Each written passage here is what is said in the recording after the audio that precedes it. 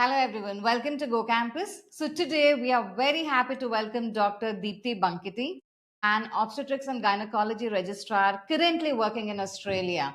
Now Dr. Deepti completed her DNB in OBG in India and went on to clear the AMC examinations and has been part of the Australian healthcare system since 2017. So in today's episode, Doctor shares her real journey into the Australian healthcare system, insights into OBG specialty training in Australia, and honest guidance for international doctors, that is IMGs, aspiring to follow a similar pathway.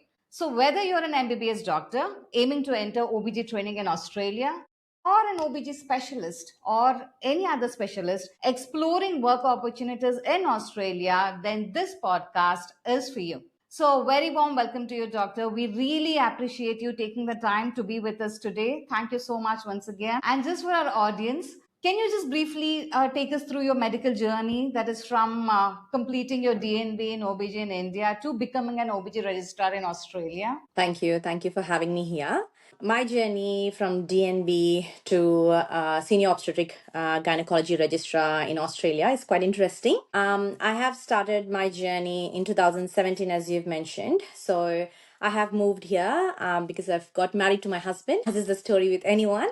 And then I have given my AMC exam. I've cleared it in the first attempt. And then I have given my English exam. And the same year, I've got my first job in Australia, given my experience as the obstetric registrar back home as well. And in the same year, I've done work-based assessment, which is a little different from the traditional AMC Part 2. It is an interview which I have to attend, and they see my qualifications and everything. And I got accepted in the first interview. And then in the same year, I finished my AMC, I got the first job, and also finished my WBA pathway. So I got my general registration in obstetric and gynecology in the same year. And fast forward to now, it's 8 years and I'm still in women's health working and transitioning into rural generalist obstetrician. During this course, I have done lots of courses, research and everything, and kept myself up to date with everything. During this time, I have also mentored a lot of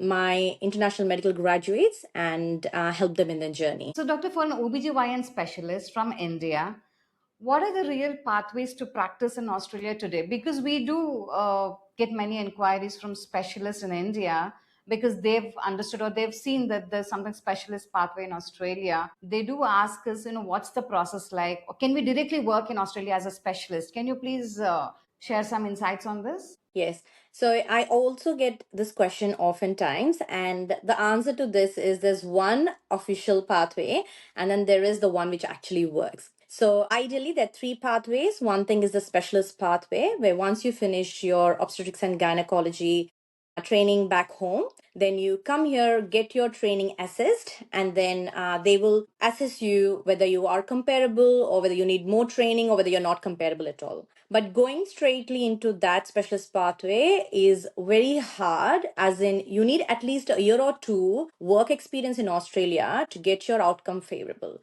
Otherwise, you're almost always, there's a high possibility that the outcome might be not favorable. And all this process is quite expensive as well. So I strongly suggest anyone considering specialist pathway first work in Australia and then make their plans. So the other two options are, one thing is the standard pathway where we come from AMC exam.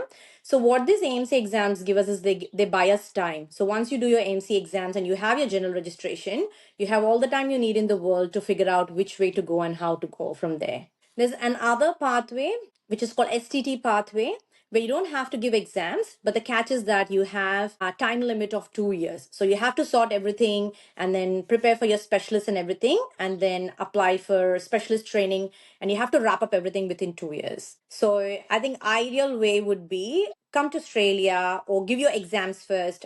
Either you could do STT or the standard pathway and then work in Australia for at least a year and then see how the system is, what works, what are the pluses that you have, what are the things that you can improve, and then apply for specialist pathway. And then you have a relatively good outcome that way. And Doctor, for specialist pathway, let's say after I complete my MS OBG, how many years of work experience is needed in India? Let's say like in other countries like Dubai and all, even after MD, you need to have at least 3 years of experience to apply there as a specialist. Now, UK also has a different format. So, like that in Australia, is there any number of years of experience that the doctor must have in the home country? Yes. So this assessment is done by RANZCOG, which is Royal Australian New Zealand College of Obstetrics and Gynecology.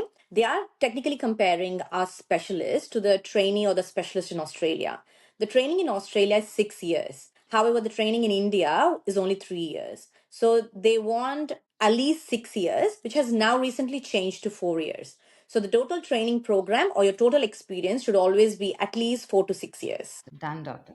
Thank you. So, doctor, now we meet many postgraduates, who reach out to us, who are interested to work in Australia. And we've also met many doctors who've completed post graduation in India, but unfortunately, for some reason, they're unable to crack their AIMS MCQ exam. Though they are postgraduates, they're finding it a little hard to make things happen there. So I just wanted to know from your experience, what exams, registrations, or assessments were the biggest hurdles for you personally during your journey? That's an interesting question. I was a postgraduate as well while I was giving the exam. I find the hardest part is as postgraduates, we are focusing on one specialty. For example, I'm an obstetric and gynecologist. I'm an obstetric and gynecologist registrar by the time I was giving the exams. So my focus was more on obstetrics, right? I mean, it's been a while where I focused on general medicine or psychology or pediatrics.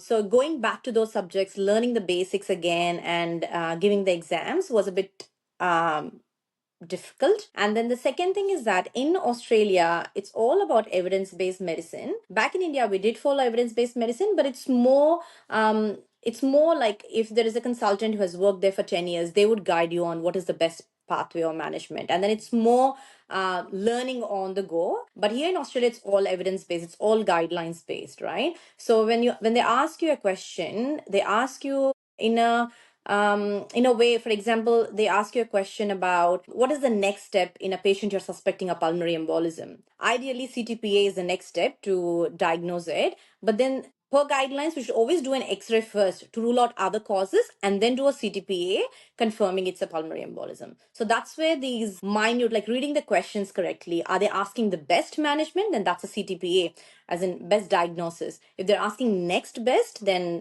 that's a X-ray. So I think those tiny things which we have to keep in mind, otherwise it should be all good. I think that's what doctors do mention. Like they say they've learned so much about Indian system, Indian guidelines. They feel it's a little confusing to unlearn this and then can answer the Yes. AMC questions in the Australian guidelines pattern. That's what I think most of the postgraduate doctors complain because they don't have a lot of time like MBBS doctors have to sit and read. They all are working full time and then managing to give this exam. So I think most of them say the same point that you said. I think that's very enlightening for doctors who are listening to this podcast.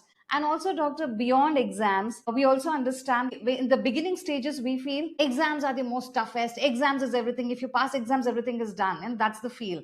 And once exams are done, we know there is a lot more to do. And this is more difficult, more tedious, and more challenging than what has already happened.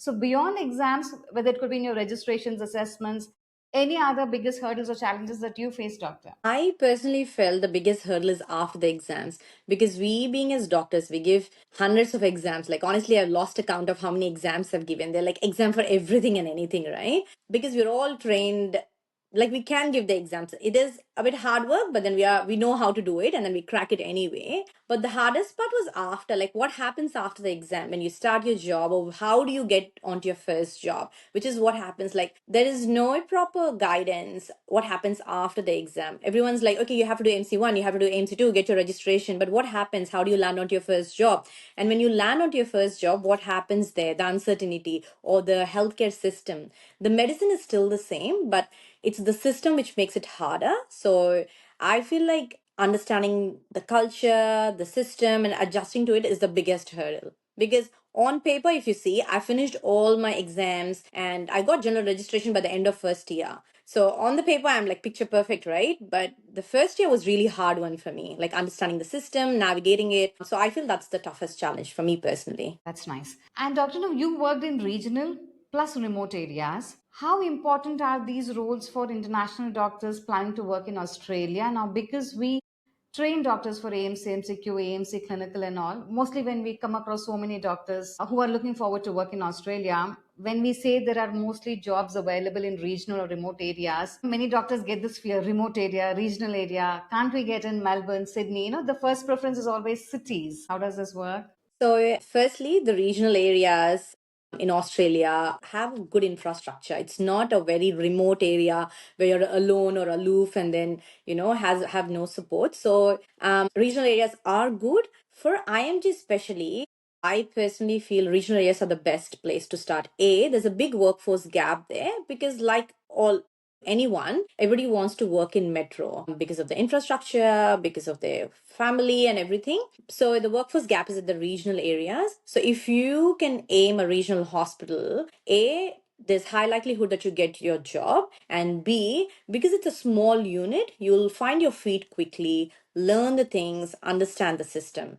Contrary to that, if you end up in a metro system, it's a big system, high acuity, complexity, you'll soon feel quite lost. So I would say starting at a regional place is really good option, especially for the international medical graduates. Other thing I want to add is that the regional areas are often places where there are limited resources. But having said that, we all come from settings like in India. When I worked, there was a hospital where I was working with limited resources. So we are all aware of how the system works and how we can navigate. So it looks like a familiar territory. So I think it's a really good for all the international medical graduates. That's nice. So, Doctor, we've heard a lot about you from our known doctors who've taken our training and all. And I understand that you've already guided hundreds of IMGs in your journey. So, because you've seen so many doctors and you've seen so many experiences, so I would like to know from you, what common mistakes do you see international doctors making when they plan for Australia? The common patterns I observed when I mentored others, everyone is prepared until exams. Like that's all there is the information out there. So they finish the exams and then they're lost. They don't know what to do, what happens, where to apply for jobs, or what sort of jobs do they need to apply. Then they end up waiting years and years to just get onto their first job, which is really hard and draining. You've put all this money and effort and time and finished your exams because that's what you feel like. Like once I do exams, that's it. But there's a lot more to that. Where to apply for jobs and what happens on your first day of job, what happens in the first 3 months. I think that's where there's a lot of no information, to be honest. Like there's no information at all regarding that. And the real challenge is working with the colleagues who are trained in Australia, who know the system, and you are a doctor coming in. You may be a senior doctor back in India, but you come in here, but you still struggle through the big logistics, like how to escalate or how to do a referral pathway. I think that's quite challenging. You definitely need someone who has walked this path before to guide you how this is done, or how you can navigate your first 3 months, or how do you land your first job, or what happens after your exams. So I feel like that's the biggest what do you call missing planning part for the international medical graduates. That's nice, Doctor. Doctor, now we know that OBG is the most hectic department, whether it is India or whether it's anywhere else. We always, by talking to so many different doctors, different people, we understand that OG is the most hectic department, hectic specialty. So, how intense is the workload and how realistic is the work life balance for a OG registrar in Australia? Because many doctors or many people that we meet in India, they say they're moving to Australia because there's better work life balance over there, which is not in India. So I would like to know from you, like, is it really realistic that OG doctors do have a good work-life balance in Australia? As you rightly said, obstetrics is always busy, like no matter where you're practicing it, because babies don't follow 9 to 5 time. So I think it is difficult. But in Australia, in comparison to places I've worked previously, I feel like Australia still has a good work-life balance.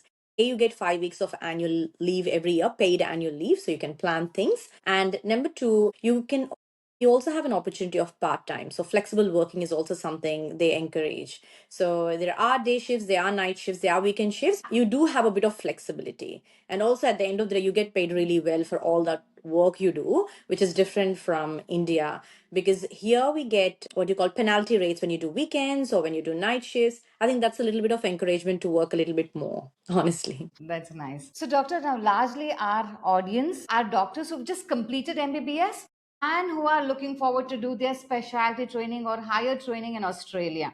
Now, for MBBS doctors who are looking or who are listening to this podcast, can you please tell how does specialty training in OBG work in Australia? And let's say if you have to summarize, how does the OG training and progression pathway work? If I'm an MBBS doctor listening to this podcast today, what should I do now immediately? Yeah. So obviously, I think the first step is always you have to clear your AMC exams and then get your general registration. That's the criteria. Once you get your general registration, you have an opportunity to do rotations in different specialities. Like this is different from what happens in India. India, it's largely exam driven, that you give your post graduation entrance exam, then based on your rank and availability, you choose what specialty you want. In Australia, it's a bit different. So you do rotation in obstetrics unit and then see in real life like how things are, and then try and see like, is this what you really want to do? The hours or the stress or being in that emergency situations, is that what you want to do? Once you decide for yourself, you need at least 2 years of obstetrics and gynecology experience as a resident, and then you need to build your CV. If that's what you want to do, you have to build your CV from day one. So building your CV, having the experience, and working in regional also counts. So there's a scoring system, CV scoring system. All of this information is available on RANZCOG website. So if you're deciding for an obstetric training program, I would highly recommend you go through that CV scoring system, which is very, very important. So there are points if you work in a regional hospital, there are points if you have worked in obstetrics for more than 2 years, there are points for your research, for your presentations, for your international presentations, and all of that. So once you have a good scoring, you do the interview preparation, which is also very tricky, but not impossible. So once you do all of that, then you get awarded the training position. The training is about 6 years, and then you will be a fellow of RANZCOG by the end of that 6 years. So there will be a fellowship exam in the end, or is it in between? How does it work, doctor? Let's say if I match to ST in OBG, after that, when how about the exams after that, after I match? Yeah, so there is a written exam, and then there's an OSCE, which is kind of a verbal viva kind of exam. The theory exam, candidates try to finish it off by the end of year 2 into the training program, and you can do your OSCE exam year 3 or year 4. And then once you do both of them, it's more your training time that you have to finish, and then you'll be awarded your fellowship. Okay, that's nice. So thank you for that information, doctor. I guess it's really very, very informative for doctors aspiring to work in Australia or become a OBG specialist in Australia. Now, for all the specialists who are looking forward to know what's the pathway, I think we've briefly covered in the beginning of our podcast. So you have to just go back and listen to it again.